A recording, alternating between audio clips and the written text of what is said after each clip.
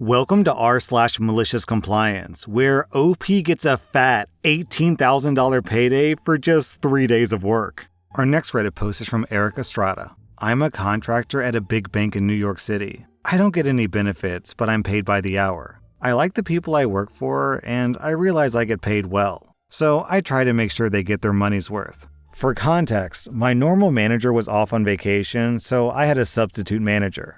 On the Friday before a 3-day weekend, I was told by one of the managers that one of my applications was malfunctioning in production and that it absolutely needed to be fixed pronto. This application was tested to a crazy degree. So the first thing I did was call up the server administrator and ask what was different between our test and the production systems. After poking around a bit, I think I find the issue. The administrator, a friend of mine, tells me that she can't make that change without her manager's approval. He's kind of a know-it-all type of guy. Fine, I tell my manager what I think the problem is, assuming that he'll go to bat for me, but instead he tells me, "Stay as long as it takes, including giving up your weekend to ensure that it's working." Long story short, that know-it-all manager proceeds to make my and his 2 employees' lives miserable all weekend. I keep suggesting the problem that I think is causing the issues, and he keeps telling me, "There's no way that's it," and suggests dumb strategy after dumb strategy. I keep telling my manager what's happening, and he keeps telling me to work it out and stay as long as I need to.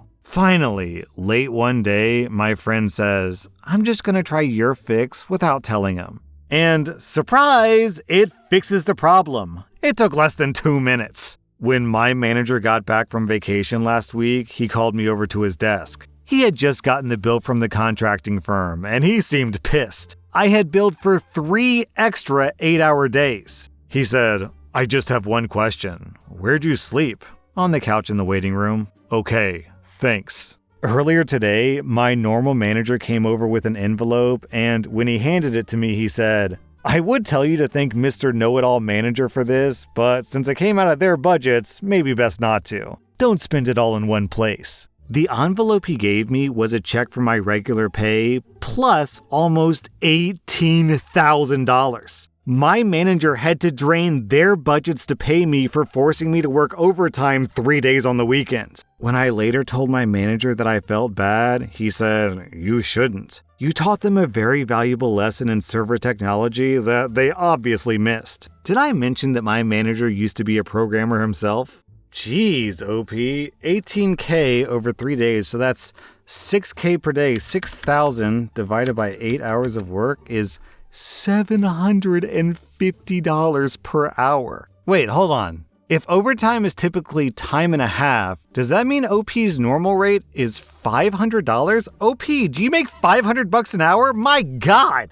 Our next Reddit post is from Rotom Roomba. This happened my freshman year of college about 20 years ago. My university had just invested in a big new dining hall, and to help pay for their investment required all students to buy a 150 meal plan both semesters. This was a big financial burden being from a lower middle class family, but my parents pooled funds to help me out and make it happen. Shortly into my first semester, I found out from friends that the meals you didn't use don't roll over. Since I lived off campus, I knew that I wouldn't be able to use them all. As I was heading into November, I realized that I would end up with 60 to 75 meals left over. And I complained about this a lot to family and friends because it seemed like such a waste. In comes the plan. My freshman year of college was also my cousin's senior year, and we hung out pretty often. He was the biggest trickster/prankster type you ever met. One night while we were drinking, he says, "What if you brought a bunch of homeless people to use up your meals? How much would that piss off those righteous bastards?"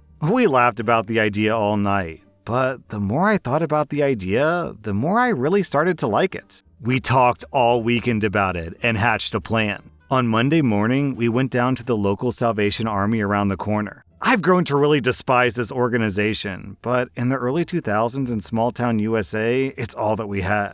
We told the lady at the desk that I would like to feed people in need with my meal plan. She was hesitant at first, but she said that she was working with people that this would be a huge blessing to, especially during the holiday season. She helped me organize 2 days the following week where around 30 people would meet me to eat at the dining hall. I would wear a certain hat so they could find me, and we'd all go eat. The day finally arrived, and all kinds of people were there. There were homeless people in tattered clothes. There were families with kids that seemed excited to eat out. There was even one family I'll always remember that seemed embarrassed to take a handout, but I made an effort to talk to everybody and make them all feel welcomed. At noon, we went to the dining hall. I walked up to the lady at the entrance and said, "These people are with me. They're my friends.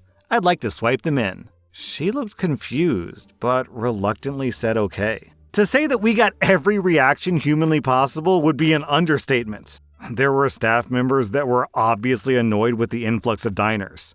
There were students who were laughing. There were students that were giving me a silent clap. There were snobbish faculty members that seemed to be disgusted at the type of people coming into the dining hall. I didn't care at all. Eventually, a head staff member came up to me and said they knew what I was doing and they didn't like it. I said, "These are my friends and they're eating with me. I paid for these meals. Am I doing anything wrong?" But she was stumped. The next day, the same situation happened with the same reactions. It seemed that I'd caused quite a stir on campus, and it just so happened that the university president was eating there that day. She came up to me and said even though she would ask that I not tell my friends to do the same thing with their meals because the staff couldn't handle the influx of diners, she was proud that her students had the heart to do something for others like that. The following semester, I did the exact same thing. I even used my meals sparingly so I could bring more people. The one memory that will always stick out in my head is the family with the little kids who were so excited to go to the pizza bar and soft serve ice cream machine, giggling the whole time. To this day, it's still one of the proudest moments of my life. Me and my friends and family still have a drink and chuckle over the story and the snooty, angry reactions I got.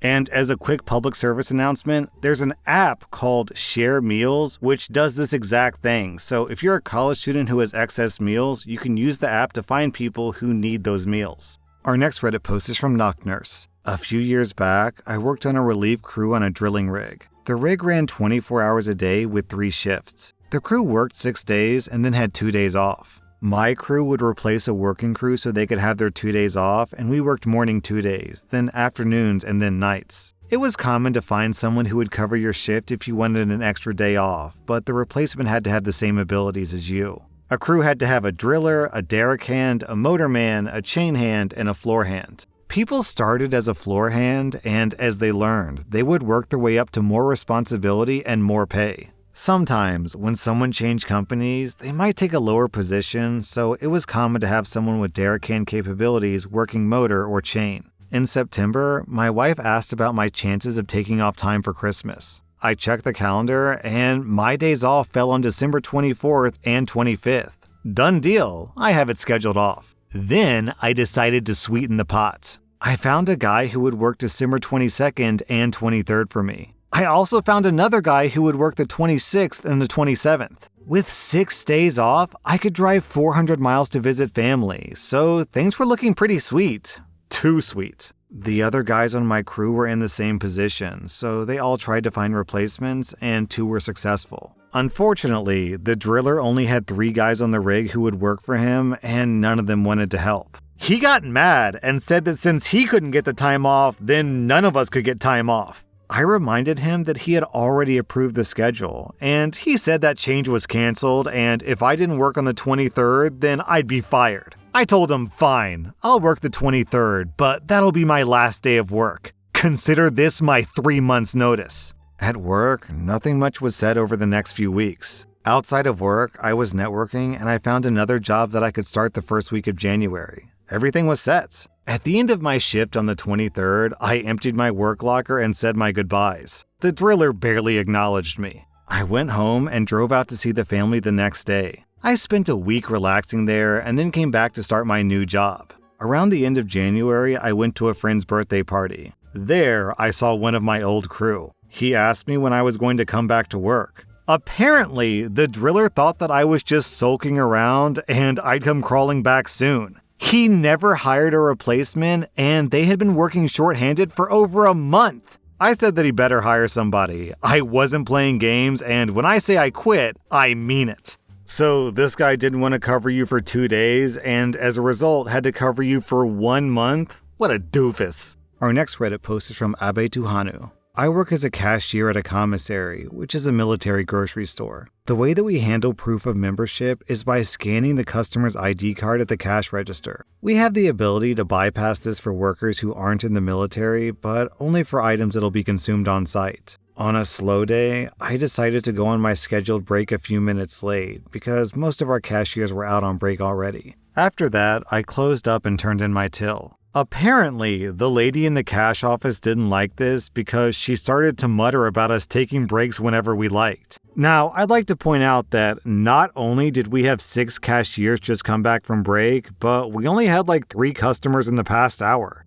Additionally, if we didn't handle breaks ourselves, then we would have to leave work early or accrue overtime. And Lord help you if you got so much as a minute of overtime. Now, being the nice guy that I am, I ask her if she wants me to open my till back up. She then spends the next 5 minutes ranting about how we just come to work to take breaks and that we don't follow directions. Finally, she takes my till and I go on break. But she really pissed me off when she accused me of lying during her rant. Still, there wasn't much that I could do, or so I thought. Come the end of my shift, who should I see but that same cash office teller with a cart full of groceries in my lane. I wait for her to unload all of her groceries before I ask her for her ID. She says that she left her ID in the car and I should just bypass it. Since she had just been scolding me about my lax work ethic, I stand firm. I never would have expected what happened next, but the memory still warms my shriveled heart. She starts going through the 5 stages of grief. I've chosen a few lines from each stage because they lasted an average of 4 minutes each. First stage, denial. Oh, you don't really need my ID, do you? Stop playing around. Second stage, anger. My husband serves in the military. Of course I have my ID. Who do you think I am? Third stage, bargaining. Please, I know you do this for other workers. Just do it this once. Fourth stage, depression.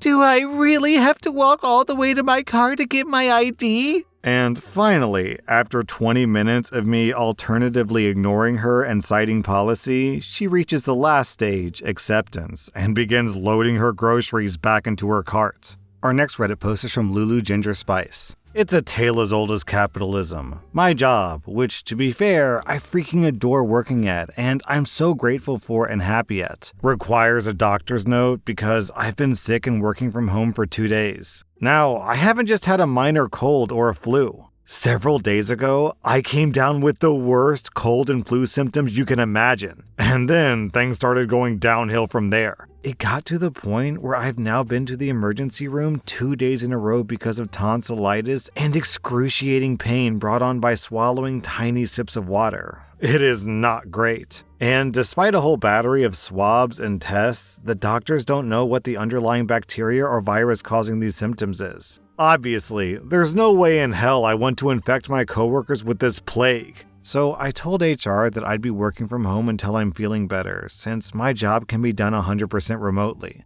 They hit me back with the ever-famous, if you need to work from home for more than 2 days a week, you'll need a doctor's note since it's against policy. My first instinct was to just go into work, looking, sounding, and feeling like death warmed up. But A, I didn't want to infect my colleagues, and B, I legitimately believed that I would pass out on my walk to work and I would have to be taken to the hospital yet again. Instead, I spoke to the emergency room doctor from earlier this evening. I asked him how long he thought that I should work from home, and I told him that I needed a note so I could stay home. His expression had a brief flash of being vaguely furious. It was this look of, what the F? Clearly, he was upset that my job would force someone as sick as I am to come in and risk the health of those around me. Then, he assured me that he would write the notes. I was thinking that it would just be a basic, OP should continue to work from home until the end of the week. Nah, bro came through for me. He wrote a note saying that I should be off of work for, at minimum, another week.